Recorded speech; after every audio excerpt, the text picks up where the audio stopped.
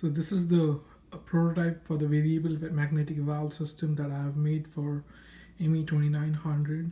So let's go through the circuit first before I show you how this thing works.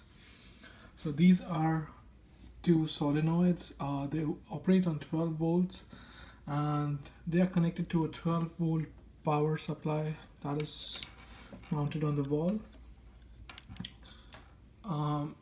This is a relay, a two-channel relay which controls the power supply to the solenoids.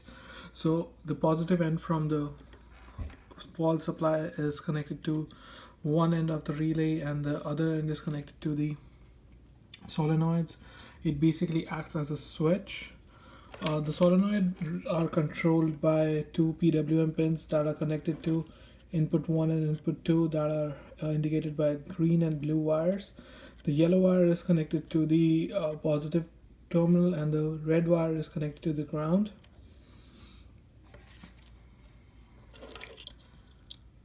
And this is a 9-volt DC motor. This is operated by the Arduino using a tip 120 transistor and a diode which stops the transient current coming back from the motor to that it won't affect the Arduino.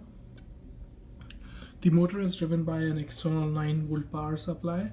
So in all, this complete circuit has two power supplies. One is the 12-volt wall-mounted power supply and one is the 9-volt battery that is used to drive the motor. And this is a gear drive. The gear is connected to the crankshaft, which you can see inside when I rotate the gear. And the crankshaft rotates and creates the rectilinear motion of the piston. In an actual model, the piston will rotate the crankshaft, but here, because of the constraints of the material and durability of PLA that has been used to 3D print the whole prototype, I can't do actual demonstration using gasoline and spark ignition. So the crankshaft is driven by a motor, and on the other end is a rotary encoder. The rotary encoder converts the motion into decimal numbers which can be read by Arduino.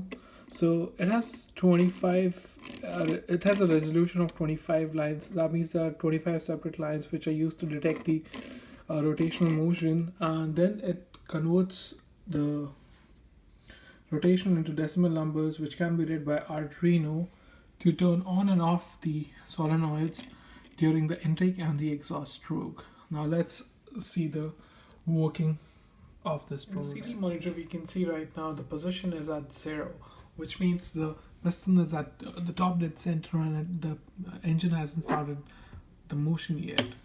So now the intake stroke has started and intake valve opened, and it will continue to go. As I rotate the crankshaft, the value will go up to 20 and the intake valve will close. So the value is 20 right now, and the intake valve has already been closed. Now the piston has started the upward movement to top dead center, which demonstrates the compression stroke. Now the value is around 40-42. This means one revolution is completed of the crankshaft. Now the piston will descend downwards, which demonstrates the power stroke. And as soon as the piston reaches the bottom dead center, the exhaust valve opened, and now the exhaust gases will be emitted. And as soon as it reaches the top dead center, and the valve closes.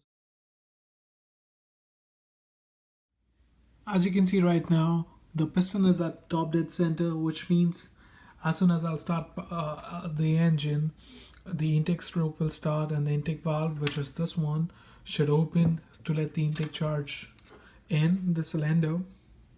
So now I'm going to power the Arduino using my laptop, and as soon as I'll power it, it should start functioning. As you can see, the intake valve open, and now the exhaust.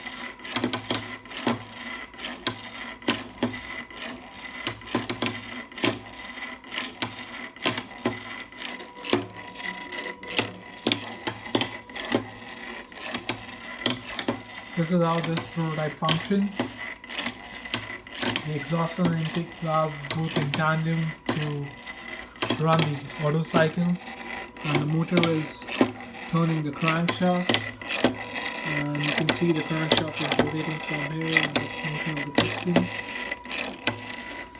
The noise is so much because of the roughness created by 3D printing, and the engine is not lubricated by any way. So this is the final working, and thank you for watching the video.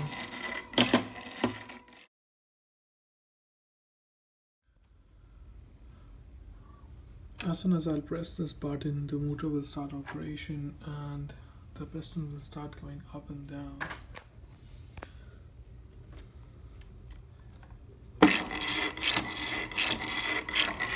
blue light indicates the intake charge, and the red light indicates the exhaust gases that are emitted from the engine, and the button controls the motion of the motor.